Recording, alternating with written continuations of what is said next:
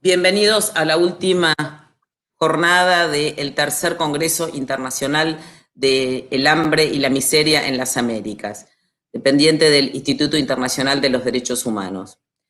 En esta jornada vamos a hablar de las problemáticas de salud mental y la pandemia. Para eso hemos invitado al doctor Ignacio Brusco. Ignacio es médico, neurólogo, psiquiatra, doctor en filosofía y doctor en medicina. Ignacio también es jefe departamental y profesor de psiquiatría, salud mental y del comportamiento en la Universidad de Buenos Aires.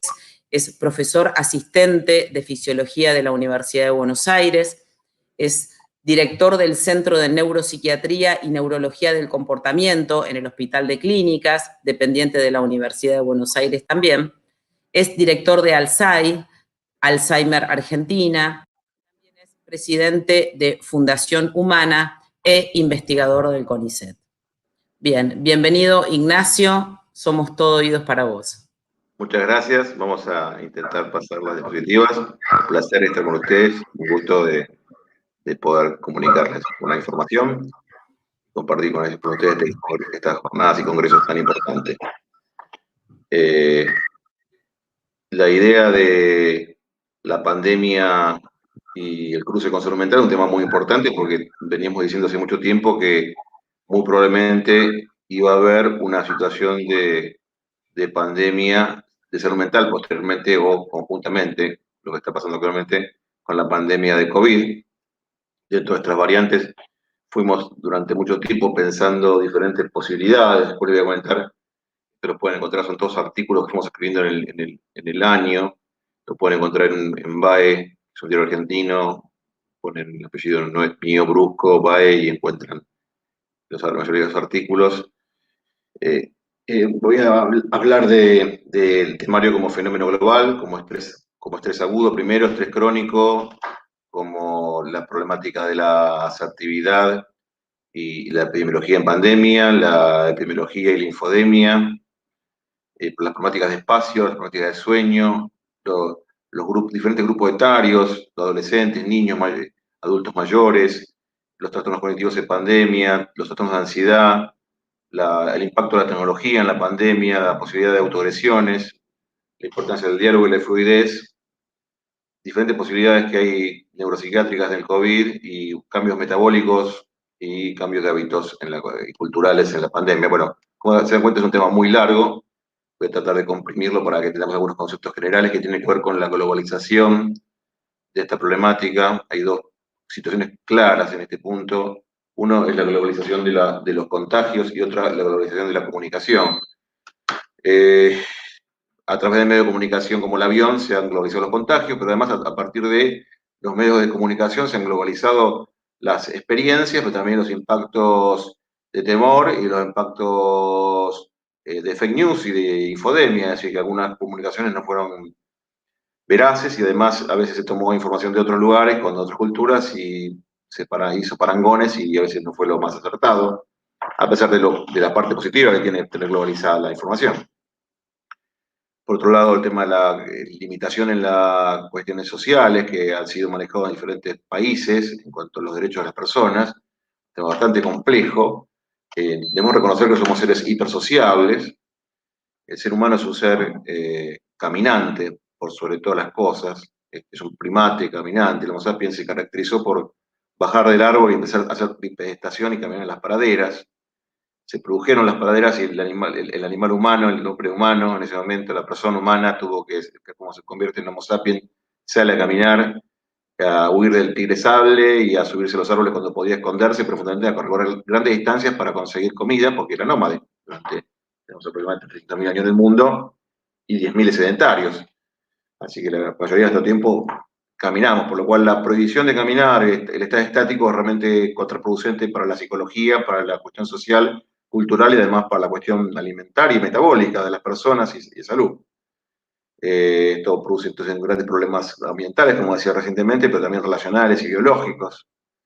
Mucho más cuando la población del mundo entero es muy alta y hay una gran densidad poblacional y con una gran posibilidad de hacinamiento y también de contagios subsecuentes, por lo cual a veces las medidas son complejas en cuanto a cómo se toman, porque depende muy fuertemente del lugar donde se esté, de cómo sea el nivel de contagios, de cómo sea la cultura de la población y de cómo sea el estrato y los derechos de las personas. Se planteó además la importancia de ser resiliente en un principio en estrés agudo. Los primeros 3 meses estamos en estrés agudo. Sabemos que en ese momento se iban a disparar problemáticas como fobia, psicosis, etcétera, suicidios, autoagresiones, trastornos alimentarios y también violencia de género, violencia intrafamiliar, cuestiones que no fueron eh, seguramente correctamente cuidadas. Tenemos entonces en un principio 3 grupos de pacientes, personas que tenían problemáticas de salud mental previa, las personas que no tenían problemáticas de salud pero podrían tenerlas porque están confinadas o en cuarentena y por el temor al COVID en sí mismo y los temores que esto genera, y el personal esencial, que es las personas que fueron a trabajar a pesar de cuarentena porque eran esenciales como lo de salud o lo de supermercados o otras cuestiones que tenían que ver con la alimentación o fuerzas de seguridad. El estrés entonces del coronavirus es un estrés que afecta fuertemente y baja el umbral para cualquier problemática de salud mental y neurológica. Y parte del estrés fue subsanado y de la comunicación social fue subsanado por las redes sociales y los medios de comunicación como estamos usando en este momento, que no es lo mejor, pero claramente fue positivo en el sentido de la posibilidad comunicacional. Sin embargo, la problemática de adquirir esta cuestión totalmente no empática y con falta de visión general del cuerpo, con intervenciones en diferentes sitios, diferentes hogares, pero que no se, hay intervenciones extra grupales. Por otro lado, el no olerse, el no tocarse, el no verse de forma directa no es lo mejor como hábito. De hecho, estamos viendo personas y pacientes también que están quejándose que le mantienen este hábito. En este momento en Buenos Aires se está liberando bastante de la comunicación y la cuarentena, y algunos profesionales siguen con el hábito incluso en presencial, en computadoras, por lo cual los hábitos realmente tienen que modificarse porque fue muy bueno en cuarentena, pero va a ser muy malo, se queda como hábito general, a pesar de que algunas cosas van a quedar y algunas son positivas, como lo que está pasando ahora, comunicarse internacionalmente, pero no tiene que ser un hábito, sino, bueno, y verse, encontrarse, y ahí está el término de distanciamiento social, que nosotros de la salud mental no estábamos de acuerdo, creemos que el distanciamiento es físico, con acercamiento social, fundamentalmente, como nunca, habría que ver interrelacionado socialmente, pero bueno, desde la infectología, pensando en el microbio, se piensa así, pero desde el punto de vista social, psicológico y desde la salud mental, lo que había que pensar es distanciamiento físico para no contagiarse, pero nunca distanciarse socialmente, porque así iban a suceder pandemias de patología de salud mental. Luego, cuando pasaron los 3 meses, se pasó del estrés agudo al crónico. Esto es bastante complicado, porque cuando uno pasa de ese estrés, que es un estrés de lucha, que es el agudo, a un estrés de resignación, que es el crónico, donde aumenta sustancias como el cortisol, que hace que perdamos la capacidad de lucha y de motivación, se aumentan muchas problemáticas depresivas y también resignaciones, mucho más sumado lo impredecible de esta pandemia, que es lo que hace tener necesidad de tener capacidad predictiva. Obviamente que la capacidad predictiva es la que a más se lo tenemos que exigir, la gente que más sabe, como los epidemiólogos, que por suerte se han confundido bastante y desconcertado a la población, también a veces justificadamente, porque no se conocía, pero algunas veces injustificadamente, porque históricamente los virus respiratorios requerían de barbijo o cubrecaras, y sin embargo durante más de un mes y medio se estuvo diciendo que no se utilice, cuando hoy se sabe que es la herramienta sustancial, cuestión que realmente es bastante compleja y es una muy fuerte dificultad de capacidad predictiva. Los epidemiólogos que deberían haber tenido experiencia en este punto tan central como una protección mecánica que se ha hecho en diferentes enfermedades respiratorias y con el SIDA se hace con preservativos. Por lo cual la asertividad no fue bastante interesante ni productiva. Todavía esto desconcierta aún más a la población y genera más dificultades. Y una falta de asertividad en una decisión política es muy complicada, podemos recordar muchas, pero por ejemplo, cuando el Papa Gregorio IX en 1923, en una bula, dijo que los gatos eran diabólicos, pero el gato entonces mató a los gatos, pero el gato comía a los ratones y los ratones transmitían la peste. Por lo cual no había gatos y los ratones se expandieron en forma descomunal, generando diezmando a la población europea, y esto pasó varias veces, incluso también pasó luego en 1600 con una misma conducta en Londres. Otro punto central que habíamos hablado es la problemática de la comunicación. La infodemiología es una rama de epidemiología que lo que muestra es cómo activamos nuestras búsquedas en tecnología, las nuevas tecnologías, y cómo a partir de eso descubrir qué es lo que está pasando en la sociedad. Un tema complejo porque tiene que ver también con la transferencia de información, que está en gran discusión, pero que si es usado para cuestiones positivas, a veces tiene alguna cuestión interesante en el sentido de descubrir si las personas están buscando en este momento qué pasa con la fiebre, porque mucha gente teniendo fiebre en una epidemia o con otras variables como las autoagresiones, los adolescentes, etc. Pero sin embargo, en esta cuestión se produjo una infodemia que es la fake news dentro de la infodemiología, lo cual es un tema bastante complejo, fue descrito realmente para esta pandemia, la OMS lo describe. Otro problema es la falta de espacio, un gran problema social que hubo competencia por los mismos espacios o utilización de sitios. Dijimos que somos seres caminantes, por lo cual se requirió de mucha tolerancia y autocontrol, lo cual ha producido bastantes problemas intrafamiliares. Otro tema es la evaluación del tiempo en cuarentena. La cuarentena hizo que evaluemos el tiempo de diferente manera. Esto es interesante porque las personas que estuvieron en confinamiento el tiempo le pasaba más rápido y las personas esenciales mucho más lento, porque va a hacer más motivación, estimulación cognitiva y variables, el tiempo se lentece, fundamentalmente si uno está en estrés y en angustia. Otro problema también importantísimo es el problema del sueño. En el confinamiento claramente hubo grandes problemas en el sueño con desplazamiento de los ritmos horarios. Algunas personas todavía están durmiendo como si estuvieran en otro uso horario, directamente desplazados, y esto requiere realmente de un ordenamiento por parte de las personas de salud, en el sentido que la gente tenga un horario estricto y fundamentalmente disfrute de la luz solar al mediodía para poder no padecer un jet lag intracasa, ¿no? Intrahogar. Otro problema muy importante es el impacto sobre los adultos mayores. Los adultos mayores fueron claramente una población muy susceptible a la enfermedad y se observó además que los pacientes con Alzheimer todavía eran más susceptibles porque tienen enfermedades concomitantes y además no se pueden cuidar correctamente, no pueden obedecer las órdenes convencionales porque es un grupo muy importante, muy vulnerable, el grupo de adultos mayores con enfermedad de Alzheimer. Por otro lado, se vio que los adultos mayores que tuvieron COVID, si uno lo evalúa cognitivamente, han tenido deterioro cognitivo a pesar de no tener Alzheimer, pero sí sus test cognitivos empeoraron. Algunos plantean un estudio muy interesante inglés que muestra que de 85.000 pacientes, un estudio que muestra que los pacientes cuando salen del COVID tienen un test cognitivo 10 años, como fueran 10 años más avanzados en edad, sin ser una enfermedad demencial, por supuesto. Otro punto central es la mortalidad, entonces, de estos pacientes. Si nos fijamos cómo aumenta la mortalidad, realmente es increíble. Obviamente las enfermedades concomitantes como el tema de diabetes o la obesidad, hoy se sabe muy fuertemente, aumenta la mortalidad, pero por otro lado, vemos que se multiplica por 23 la mortalidad, tienen 23 veces más posibilidad de mortalidad los adultos mayores. Pero si vemos por rango etario, vamos a observar que las personas de 50 años pasan de 0,4 a 1,3, es decir, se triplica a los 50, se triplica luego a los 60, luego otra vez se triplica a los 70 y se duplica a los 80, por lo cual realmente es muy importante el impacto que tienen poblaciones de los adultos mayores, por lo cual una cuestión muy importante es seleccionar la población desde el punto de vista epidemiológico, cosa que creo que no se hizo demasiado inteligentemente en el mundo incluso desarrollado. Otro punto tiene que ver con decidir cómo es la curva, si la curva es un pico se termina, o un pico o un aplanamiento. Claro que esto no hay una verdad.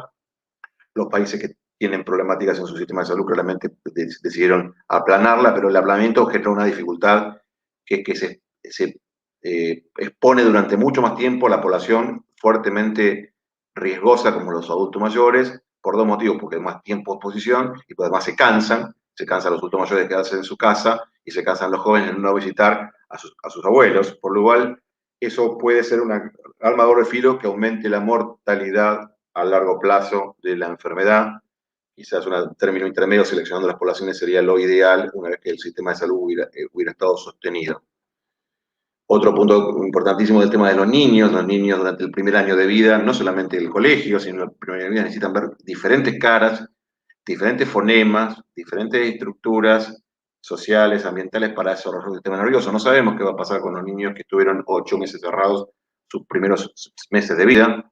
Obviamente que también la problemática de los niños que no fueron al colegio y no tuvieron la sociabilidad, que tiene que ver con la sociabilidad normal, pero más con las poblaciones más vulnerables, contacto con otros chicos, la protección, el control que hay desde la escuela sobre hechos de violencia intrafamiliar, de la ayuda de otro tipo de enfermedades y además de protocolos que se han perdido porque la escuela es un gran ordenador de protocolos. Bueno, esto es una discusión muy fuerte.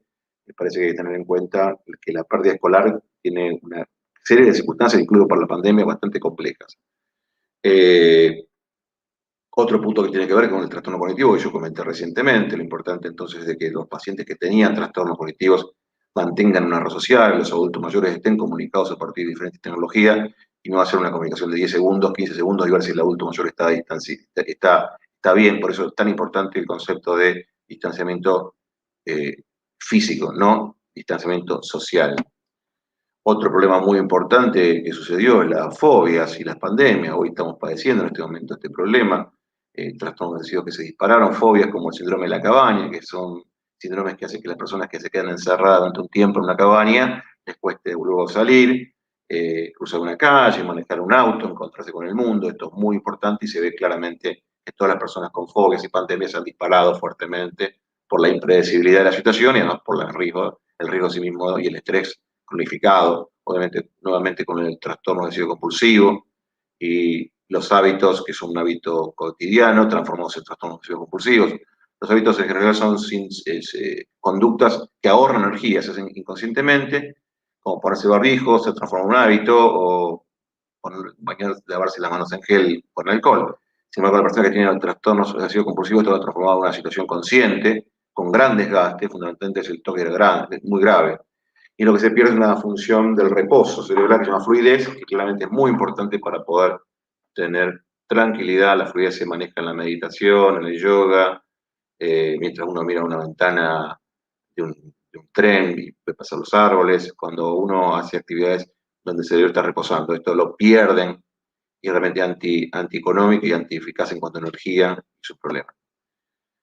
El otro punto muy importante es el riesgo de autolesiones por confinamiento. Por años se suicidaban en el 2016, por ejemplo, una estadística, que en las últimas que hay, es casi 820.000 personas en todo el mundo. Esto es un número muy importante. Sin cada una de las enfermedades que vemos, que no se atendieron durante este año, vemos la problemática que se disparó, realmente también nos hace pensar en cuánto hemos descuidado otro tipo de causas de enfermedades. En una enfermedad que es muy grave, como la pandemia, pero que no tiene una mortalidad del 3%. En poblaciones especiales, tiene una mortalidad mucho más baja en poblaciones no susceptibles, como los jóvenes. Otro punto importantísimo es el impacto cerebral de la tecnología. El exceso de las nuevas tecnologías es un problema. Hay unos papers últimos que hablan de disminución de capacidad cognitiva en personas que están expuestas permanentemente a los juegos y que tienen problemas con los adolescentes, que además adquieren adicciones a este tipo de cuestiones. Los procesos tecnológicos entonces son buenos, son importantes, pero tienen que tener una limitante en tiempo que no se han perdido en muchas ocasiones en esta pandemia. Estos procesos tecnológicos generan un proceso que se llama corporización, que es una confusión entre lo real y lo irreal. También confusiones emocionales con los avatar y además aumento de la sobreestimulación, dificultades en la atención, pérdida del diálogo, pérdida de la lectura, trastornos en la alimentación, trastornos en el sueño. Bueno, todo esto genera la tecnología nueva, que es realmente positiva si es tomada correctamente y además ha sido utilizada para educar, pero prolongada en el tiempo o excesivamente va a ser un problema. La importancia del diálogo, como dijimos hoy, perdido a partir de la tecnología, a partir de los lugares encerrados, a partir del estrés. Bueno, es muy importante reflexionar de la posibilidad de ser tolerante y tratar de no tomar decisiones en cuarentena. La toma de decisiones en estrés son realmente no asertivos, excepto que obviamente haya que tomar una decisión concreta de cosas graves. Otro problema que podemos ir discerniendo son un montón de patologías neuropsiquiátricas asociadas en el sistema nervioso, en el COVID. Estamos en este momento estudiando, un estudio latinoamericano de todo el año para esto. Es el estudio que estamos en este momento comenzando, un estudio con 3 cruces al mes, a los 6 meses del año. Como decía hoy, los cambios de hábitos seguramente son rutinas que realizamos todos los días, que ahora cambiaron, pero que van a volver para atrás seguramente cuando esto se termine, y no vamos a asustarnos porque vamos a recuperar los hábitos aprendidos con mayor tiempo. A pesar de lo cual, algunas culturas nos pueden quedar y algunos hábitos escondidos nos pueden quedar ante una nueva pandemia, por ejemplo, o cosas como la tecnología. Obviamente, entonces hay un impacto cultural de la pandemia. Siempre ha habido fuertes impactos, tanto en el Renacimiento como en la historia de los romanos. Siempre grandes pandemias generaron dificultades, desplazamientos sociales, cambios de operadores, etc. Otro punto importantísimo son cómo se responde. Hemos visto respuestas altruistas y egoístas en la pandemia, algunos más egoístas, algunos más altruistas. Realmente impresionante cómo en la situación de estrés se muestran estas conductas tan instintivas en un principio que se ven en animales, obviamente modificadas en el sistema de los humanos, las personas con su condición, pero claramente hemos visto personas muy altruistas y otras que han quedado enquistadas en su propio ego. Otro punto importantísimo es el sobrepeso en la pandemia, que mencioné, es un tema importante. Hay una estadística que muestra que la mayoría de las personas han engordado entre 2 y 10 kilos. Y por último, bueno, entonces estamos en estrés crónico actualmente. Esto impacta en la salud mental y en la inmunidad, cosa que es importantísimo para la pandemia. Han aumentado claramente fobias, depresiones, trastornos del sueño, trastornos obsesivos, y pueden empeorar los pacientes con patología en salud mental. Un punto central es la pérdida de autoagresiones, la problemática de autoagresiones. Por eso es importante generar rutinas diarias, para no perder nuestros hábitos cotidianos, que hay que recuperarlos. Y importante también para nosotros es atender al personal de salud por una contención psicosocial que se ha instalado bastante fuertemente, por lo menos en nuestro país, de contener a la población de salud a partir de la experiencia que había habido en Europa con muchos problemas de salud mental en la propia población de salud y la población de salud que se contagiaron. Muchas gracias. En estos web pueden encontrar los artículos también. Y por último, bueno, una sociedad fabrica los héroes que necesita. En este caso, nosotros con la pandemia hemos generado nuevos héroes que antes habían pasado desapercibidos, como el personal de salud, el personal de seguridad, o los personales que han asistido en forma voluntaria a toda esta población con su altruismo. Muchas gracias. Gracias a vos, Ignacio. Excelente. Muchas gracias.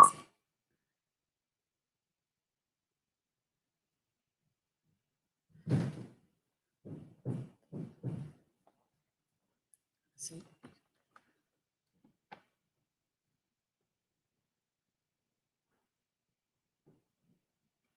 Bien, completando un poco el panorama desde la salud mental, desde el punto de vista neurológico, es muy importante el impacto que ha tenido este nuevo coronavirus. Si bien nosotros ya conocíamos otras familias de coronavirus, ninguna con un impacto poblacional ni con tanto daño físico como este SARS-CoV-2. La realidad es que no solo el pulmón ha sido el gran blanco de este nuevo coronavirus, sino también todo el sistema nervioso. Por un lado, desde el punto de vista directo, tiene un tropismo sobre la neurona que es muy importante. Esto es una de las principales vías de daño. La realidad es que todavía no se sabe si el mecanismo de transmisión es transneuronal, por vía linfática o por vía hematógena. Hay mucho todavía por saber, es bastante lo que se sabe por el poco tiempo que ha transcurrido la pandemia, pero la realidad es que todavía tenemos muchas incertidumbres desde el punto de vista científico. Otro dato otro mecanismo de lesión es a través de los anticuerpos. Lo que normalmente todas las personas generan un anticuerpo frente a un microorganismo, muchas veces este anticuerpo reacciona en forma anómala y en forma cruzada con estructuras normales de nuestro cuerpo. Se ha visto para otros coronavirus, para una enfermedad neurológica inmunomediada emblemática, como es la esclerosis múltiple, donde se ha visto que otras familias de coronavirus, no estamos hablando de este, sino que estamos de otros anteriores, donde se ha visto que las poblaciones con esclerosis múltiple tenían mayor probabilidad de estar infectados con este virus. Es un dato que no es menor, porque nos tiene que hacer pensar que la enfermedad inmunomediada podría llegar a ser una problemática en el futuro, en el mediano o en el largo plazo. Y el otro mecanismo de acción muy importante, tiene que ver con las citoquinas. Seguramente ustedes habrán escuchado hablar de la tormenta de citoquinas. Las citoquinas son elementos imprescindibles en la respuesta inmunitaria. De alguna manera es que avisa, genera la respuesta inflamatoria inicial para que el resto del sistema inmunológico ponga el foco y ataque y cumpla su función donde este sistema inflamatorio ya se desarrolló. Ahora bien, las citoquinas son necesarias ahora cuando la respuesta es exagerada, por eso hablamos de la tormenta de citoquinas, es ahí donde la propia citoquina genera el daño. Otra cosa que hemos visto relacionada con esta respuesta inflamatoria exagerada, más allá de lo pulmonar, que realmente ha hecho estragos en los pulmones. Estamos viendo muchos pacientes que realmente han perdido la mayoría de su parénquima pulmonar y la realidad es que el sistema de salud tampoco puede hacer frente ni a tantas máquinas de ECMO, que es la circulación pulmonar extracorpórea, así como tampoco de la cantidad de trasplantes que serían necesarios, fuera de lo pulmonar, que no sería el tema de esta charla, sí hablar del aumento de la incidencia de los accidentes cerebrovasculares, tanto isquémicos como hemorrágicos, que además, más allá que se ha visto aumentada su frecuencia, la realidad es que la consulta siempre fue más tardía y la evolución de estos pacientes con su mayor discapacidad o con la mayor proporción de discapacidad respecto a estos mismos cuadros previos en la pandemia realmente es preocupante. Esto un poco para hablar de los mecanismos del virus sobre la neurona, porque por supuesto un tema es lo neurológico, otro tiene que ver con la psiquiatría, que es la exteriorización de lo conductual, no solo por el daño neuronal directo y de los sistemas estructurales del sistema nervioso, sino que además se le agregan también, por supuesto, todo lo que tiene que ver con el aislamiento físico, bueno, todo lo que nos estuvo hablando el doctor Brusco. Después quería comentar algo también relacionado con qué es lo que pasa con los datos. Toda la comunidad científica, política, ha hecho grandes esfuerzos, por un lado en la investigación, en la búsqueda del tratamiento, de la cura y de la prevención, pero para la toma de las políticas de salud es fundamental los datos estadísticos. Para ello, tienen que ser comunidades que previamente estén bien organizadas respecto de la recolección de datos. Quizás en Latinoamérica tengamos una estructura muy dispar respecto a la recolección de datos, quizás inferior a otras potencias u otros países u otros continentes donde tienen este mecanismo mucho más aceitado. Por eso muchas veces en las Américas nosotros tomamos las estadísticas de estos otros sitios y tratamos de extrapolarlas. Lo que tenemos que tener nosotros bien claro es que hay una diferencia, no es absolutamente extrapolable. ¿Por qué? Primero porque estamos hablando de otras etnias, y hablar de otras etnias tiene que ver con una distinta respuesta genéticamente determinada al SARS-CoV-2, a lo psiquiátrico, a todo lo que tenga que ver. Por lo tanto, cuando extrapolamos los datos, el tema de la etnia también es un tema fundamental. También estamos hablando de distintos sistemas sanitarios, con distinta legislación, con distintas políticas implementadas, con distintos sistemas registrales que tienen cada uno de estos otros países rectores desde el punto de vista de las estadísticas. Y por supuesto también un dato que no es menor es cuáles son las políticas de difusión y cuál es la credibilidad de la difusión de sus datos que tienen cada uno de estos países. Para cerrar, creo que tenemos más incertidumbres que certidumbres. La incertidumbre es cuál es una de las más importantes es cuál es el impacto real del coronavirus en las Américas, en el aquí y ahora, en el hoy. También cuál es el impacto a mediano y a largo plazo. Por un lado, del virus per se, ¿sí? ¿Cuál es el impacto del aislamiento físico y cuál es el impacto que va a tener producido por el desmoronamiento de las economías? Otra incertidumbre es cuál es el rol de las inmunizaciones, porque hasta el momento la realidad es que lo preventivo solamente, digamos, no solamente, pero no hubo un fármaco eficaz desde lo preventivo, y sí el aislamiento físico y la higiene y el cubrebocas han sido las medidas más efectivas. No tenemos un tratamiento efectivo y la única esperanza tiene que ver con las inmunizaciones.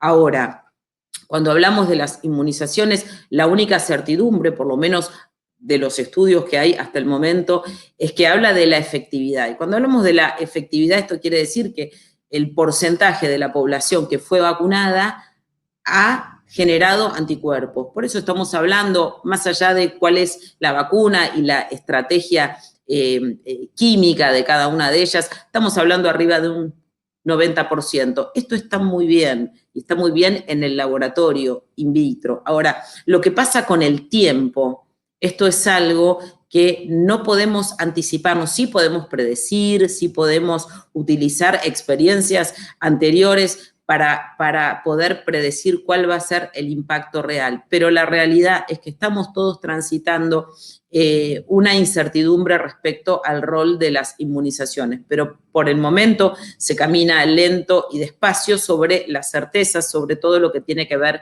con la efectividad. Y respecto de las certidumbres, creo que lo que nosotros tenemos bien claro es, bueno, el impacto negativo que ha tenido el coronavirus sobre la población mundial. Respecto de la salud mental, también es una certidumbre la necesidad de ampliar el presupuesto que se destina a salud mental en el mundo. Recordemos que un 2% del porcentaje del presupuesto de salud, solamente un 2% se dedica a la salud mental. Y si hablamos del presupuesto de la cooperación internacional, estamos hablando de un 1%. Por lo tanto, ya previo a la pandemia, este presupuesto era un magro presupuesto, independientemente de las políticas implementadas en salud mental. Realmente, después de la pandemia, durante la pandemia, es necesario aumentar el presupuesto. Quizás cuando hablan de números, como no me es muy simpático, pero quizás sea bastante claro, dicen que si por cada dólar que se invierte, ¿sí? En patologías como la ansiedad o la depresión, tienen un rédito económico de $5. Si bien no es la manera personal de pensar de la salud como un gasto, sí como una inversión, por lo menos esto es en modelos matemáticos establecidos por la OMS, este es el paralelismo que habla respecto de la inversión en salud.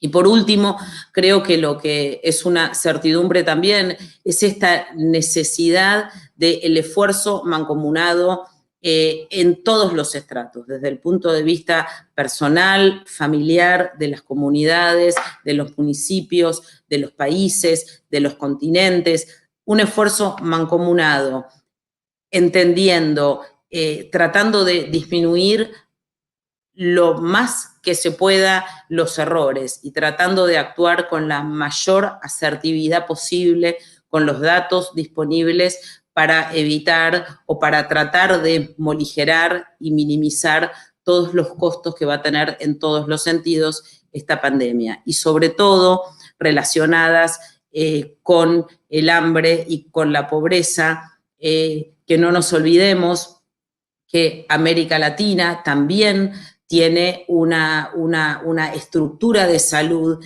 que quizás otros continentes con otro poder adquisitivo, con un PBI mucho mayor, no tengan, como las enfermedades parasitarias, que que diezman nuestra población y sobre todo con la desnutrición en todos los sectores, pero sobre todo en los niños. Así que, bueno, gracias, esto es todo. Gracias a ustedes.